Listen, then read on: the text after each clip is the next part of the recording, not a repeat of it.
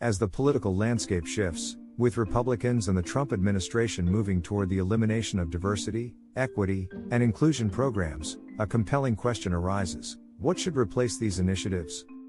This transition opens up an opportunity to engage in a deeper analysis of how economic policies can maintain structural inequities and advocate for a system that genuinely supports equal opportunity through market freedoms. Critics of DEI initiatives often argue that such programs can lead to reverse discrimination, hamper meritocracy, and foster dependency on governmental intervention. However, they overlook the fact that those who sit at the top only do so because of governmental intervention. Republicans present themselves as the party of free market economics. However, a deeper look reveals that many of the barriers which prevent equitable economic participation are embedded within the very anti-free market policies that Republicans espouse. For instance, occupational licenses serve as barriers to entry for individuals trying to enter various professions, disproportionately affecting people of color and those from lower socioeconomic backgrounds. By imposing such requirements, states effectively perpetuate white privilege and maintain inequalities under the guise of ensuring quality and safety.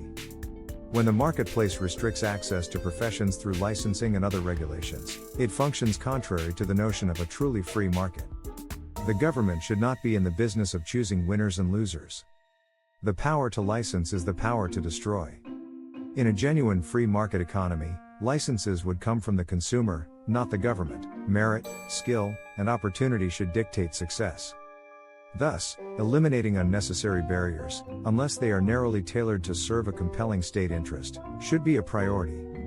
Ironically, embracing free market principles can serve as a remedy to the inequalities that DEI programs sought to address. The argument for a freer market aligns with the belief that individuals should have the autonomy to compete based on consumer demand for their goods and services without state interference. To that end, we should advocate for a federal law that restricts state interference with individuals' right to work. This initiative would not only dismantle burdensome occupational licensing requirements but also support the fundamental right to earn a livelihood, a right that should not be hindered by excessive regulations or biased policies that sideline marginalized groups. In this context, the elimination of DEI programs does not necessitate a regression into systemic inequities. Rather, it presents an opportunity to recast how we think about equity within a free market framework. If we were to shift the focus toward creating an environment where barriers to entry in the workforce are minimized, the economy would naturally correct itself towards inclusivity and equal opportunity. Individuals would also be free to start their own businesses, and companies seeking talent would be incentivized to look beyond traditional qualifications stymied by prejudice and outdated norms, to instead favor merit and potential, core tenets of free market economics.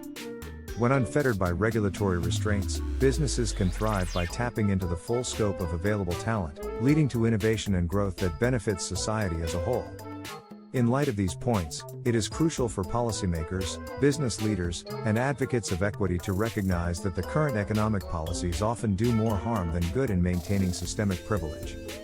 A rigorous evaluation of occupational licenses and other barriers to entry should be a priority, ensuring that our economy operates on principles genuinely reflective of market competition and equality. By emphasizing a renewed commitment to free market economics, advocates for social and economic justice can find common ground with those who seek to dismantle DEI initiatives. The goal is not merely to abolish DEI, but to replace it with robust policies that champion equal access to opportunity, ensuring that we truly embrace the ideals of a free market where every individual can thrive based on their capabilities. A true meritocracy can only exist within the context of a free market.